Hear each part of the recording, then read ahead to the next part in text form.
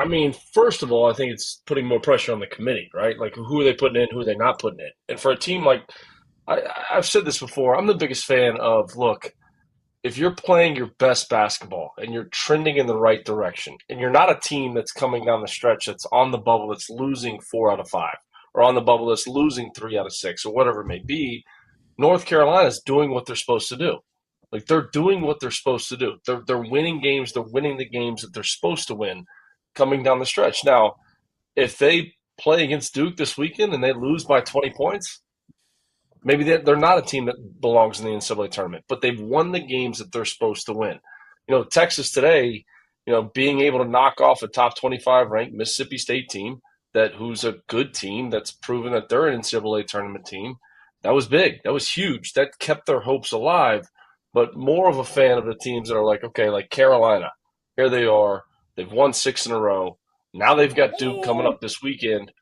Are they a team that belongs in the NCAA tournament? They've won the games they're supposed to win. They sure are looking like it. We'll see what happens this weekend. I'm sorry, Milan Momcilovic just hit a game-tying three to even it up at 66 in Ames with 30 seconds to go. BYU's got the basketball here. This is all part of a couple of thrilling finishes as we go down the stretch. The Cougars just call a timeout. That's going down the wire. Tyler, can Carolina, can they upset Duke on Saturday in Chapel Hill? Can it actually happen, man? I've seen crazier things happen. And listen, it's first of all, I want to say that this is a different team that Duke saw in Cameron. We've switched our lineup. We've moved Drake Powell to his natural position, which is the wing. Jalen Withers has been playing very well for us recently, providing us a lot of different scoring options. And Lubin has found chemistry, and he's been playing well at that big spot.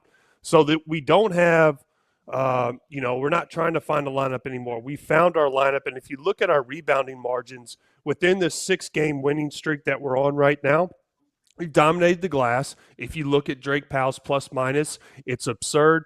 We're a different team, and our half-court sets are actually getting better.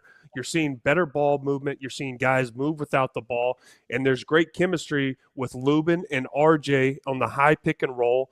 We're taking better quality shots. We are not the same team. We're trying to clean up our turnovers a little bit. That's still a problem, unforced turnovers. But I think what we can't do is we can't start the game and put ourselves in a 38-point hole. We can't get down 38 to Duke and expect to win. We got to come out, and we've got to start the game with energy, and we've got to bring it to them. And we can't, make it harder on ourselves and make careless turnovers. And, we'll see what happens. Anything can happen in rivalry games. I don't think that Duke's so good that we can't beat them. I do think they're young, regardless of how well they play and how young they are. They are young. They've shown tendencies to make mistakes late in games when it comes down to 1-possession or 2-possession game. We've seen how that goes. Kentucky's pulled it out when it was close. Kansas pulled it out when it was close. And Clemson pulled it out when it was close. So I think if we keep it close and the crowd's in it, rivalry game, one or 2-possession game late, maybe RJ goes off and has one of those electric games and reminds everybody who he is. So, yeah. Come on, Goodman. It's possible. Come on, Goodman. Get on the wagon, Goodman. Get on the wagon.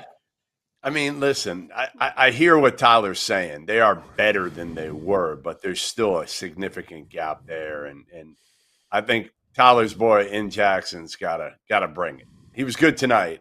He's got to go. Between those two guys, they got to go for 50 points between RJ and Ian Jackson for them to beat Duke. And they need production. Again, they got to be tough on the glass. They need some production from those front court guys. But those guards have to be better than Duke's guards. They have to be.